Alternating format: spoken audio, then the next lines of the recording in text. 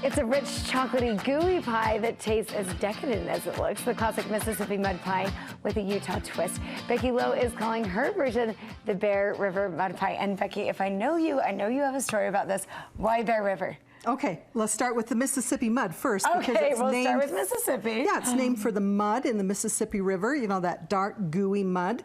Well, we have the Bear River that is just as great, and so this is a Bear River mud pie. You know, because of all the flooding, the mud, and so also it has a great flavor. We're celebrating the mud. We're embracing the mud. We're celebrating that Utah has it too. You know, not just Mississippi. Flooded, we have mud, but it's decadent and it's I'll wonderful. Take the mud however. if it inspires a dessert that looks like this, and I'm sure it tastes as good as it looks. Oh, it's wonderful. It's okay. wonderful. All right, show me where we start. What about the crust? Because the crust is something kind of unique. It is. In fact, it's a little bit different than, you know, with Mississippi mud, there are so many different recipes with it. And we have kind of gotten into a habit of using graham cracker cookie crumbs. You know, that's the cheap, fast way. So let's go back and do some... We're not going cheap or fast on this one. Let's do it. Oops, I have mixed bowls. Let me just switch those bowls around. So instead of having a graham cracker crust, I have a package pie crust mix. Oh, okay. And you can make it yourself, but this is a convenience, and it's also going to make a flaky crust. I've added a little bit of sugar and a little bit of cocoa. We're just going to whisk those two things together, and while I'm whisking, I'll let you stir these. Great. And so here's an added addition to it. Does this go with the butter goes in here? Yep, and it might be easier if we put the Nutella. Oh, is that what this is? Yeah, it's a hazelnut spread into the butter, and it doesn't even have to be completely mixed up, just enough that it makes it a little bit easier to mix up. Okay, so we're all right, so yep. All right, now we're here with this. And the easy part of making this crust is that we're just adding some water. I'm not even going to sprinkle it in like I love it. We're just going to mix it all together. Right. And this just until it forms a clump or until you can form a ball with it. Roll it out on a lightly floured surface, or I like to do 2 pieces of parchment paper.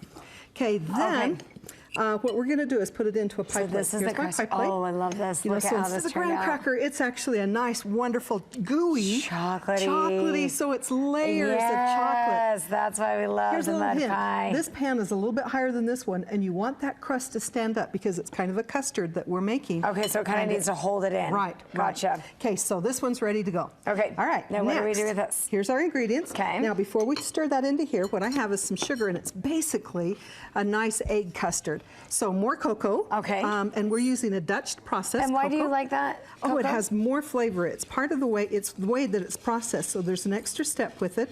It's usually darker, and it has a more woody, fuller flavor. Okay, so go for the Dutch process when you're reaching for cocoa. Right. Can you get it anywhere, just at a grocery store? Do you need to go? Just look for Dutch processed. You know, you can even get it so that it's black.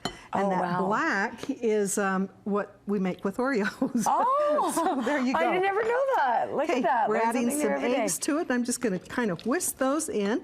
And we also want to add a little bit of carob syrup. Yeah, just a couple of tablespoons. Okay. That will actually help smooth it up. And some vanilla.